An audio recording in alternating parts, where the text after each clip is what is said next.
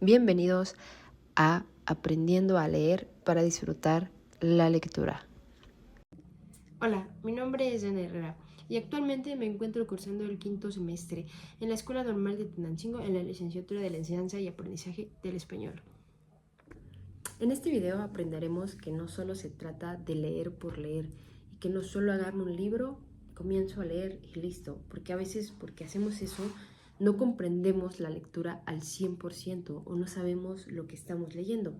Es importante conocer qué tipo de narrador se nos está presentando en una lectura, porque si no, no podemos saber quién o cómo o cuándo nos están contando la historia. También es importante conocer aquellos géneros literarios, porque hoy en día existe el narrativo, lírico, dramático y apenas se implementó el didáctico. ¿Por qué es importante conocerlos? Porque cada uno de estos tiene sus subgéneros que nos encaminan a diferentes temas. Entonces, si yo no conozco de qué se trata la historia, va a ser difícil que pueda entenderle. También nos podemos percatar de que existen figuras literarias o retóricas que nos ayudan muchísimo a entender la historia o el contexto. ¿Por qué? Porque detrás de estas palabras o frases hay mucho y que a veces dependen del contexto o de quién o de cómo o de cuándo las están diciendo.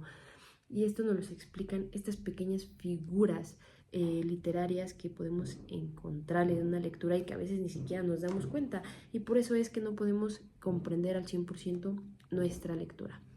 Al igual, debemos de aprender a cómo leer. Existen 6 fases que se nos presentan en donde podemos analizar de forma más a detalle y más profunda un texto para poderlo comprender mejor.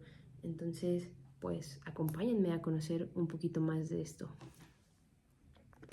El día de hoy hablaremos de 2 temas cruciales que nos pueden ayudar a mejorar nuestras estrategias o técnicas de lectura.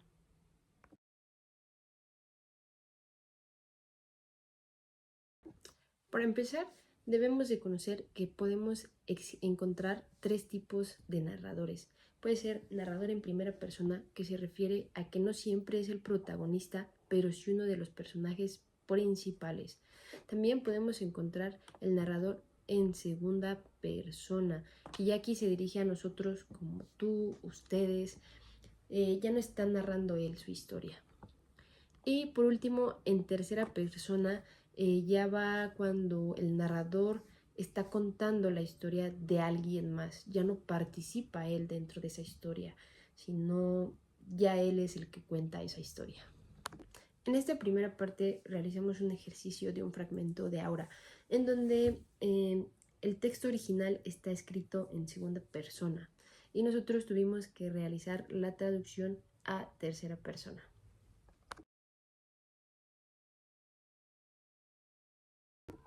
Ahora vamos con las figuras retóricas o literarias también conocidas, que nos dice que son recursos del lenguaje que usan de forma original o poco frecuente las palabras para potenciar su significado o resaltar su belleza.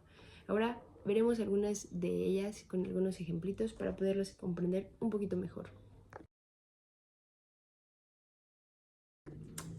Luego conocimos un poco de la elipsis, que nos dice que es una figura gramatical, consiste en omitir en la oración palabras necesarias con arreglo a las leyes sintácticas, pero que no afecta la claridad del concepto.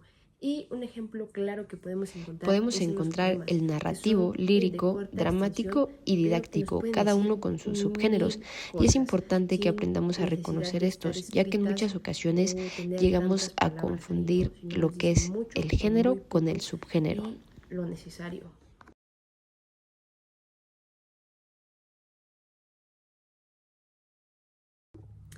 Y también vimos el hiperbatón, en donde esta es la alteración del orden lógico de las partes de una oración que tradicionalmente se componen del sujeto, verbo y complemento. Pero en el hiperbatón esto se descompone.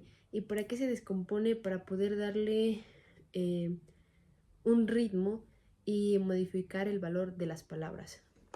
Aquí realizamos un ejercicio con un fragmento de la Gatomaquía de López de Vega, en donde estaban con con hiperbatón y nosotros debimos de haberlas escrito de manera correcta, darles esa lógica como debería de ir o como coloquialmente lo colocaríamos nosotros fuera de este fragmento.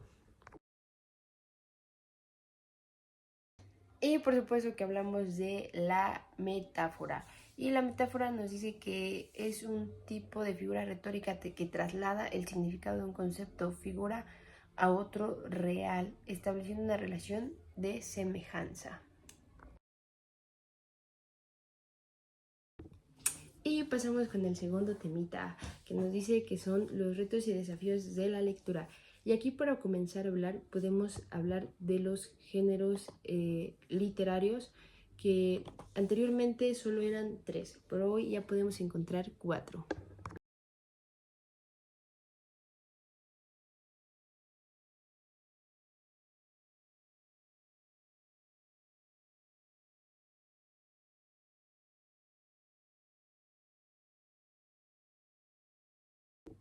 Después revisamos una lectura que se llama Cómo se comenta un texto literario, en donde podemos encontrar 6 fases. La primera es manejo del diccionario, la segunda es localización, la tercera es determinación del tema, la cuarta es determinación de la estructura, la quinta es análisis de la forma partiendo del tema y la sexta es la conclusión. ¿Y cómo llevamos a cabo este conocimiento teórico? Pues revisamos el fragmento del poema Yo soy un hombre sincero, en donde ahí tuvimos que identificar cada una de estas 6 fases sobre este poema. Realizamos el ejercicio, la verdad fue un poquito complicado en algunas partes, pero yo creo que nos facilita el poder entender y comprender muchas cosas que hay detrás de este poema. Bueno, y pues, ¿qué les pareció todo esto que acabamos de ver? Es increíble, ¿no? Darnos cuenta cómo todos estos elementos nos pueden ayudar a entender una lectura y que son importantísimos y que a veces no tomamos en cuenta, pero que sin duda alguna nos ayudan a mejorar nuestra forma de comprender la lectura y de cómo hacer una lectura, porque no solo se trata de leer por leer, se trata de comprender, se trata de entender, se trata de que nosotros analicemos y de que podamos aprender ese arte de leer, de saber que existen maneras en las que podemos comprender y hacer la lectura un poquito más divertida, un poquito más comprensible y que no nos quedemos con esas dudas de aquellas palabras que a veces no conocemos, que desconocemos, que no investigamos el contexto de quizás la lectura, entonces no sabemos de qué nos habla, pero pues ya conocen algunas estrategias o formas que podemos utilizar para poder comprender mejor aquellas lecturas, cuentos, historias, novelas, poemas en especialmente, que a veces decimos, ¿y este qué, no? Entonces, pues espero les haya servido muchísimo todo esto que acabamos de ver, los ejemplos, y pues nada, esto solo se hizo con el propósito de ayudarles un poco a entender la lectura y de cómo podemos hacerla más sencilla. Muchas gracias, nos vemos.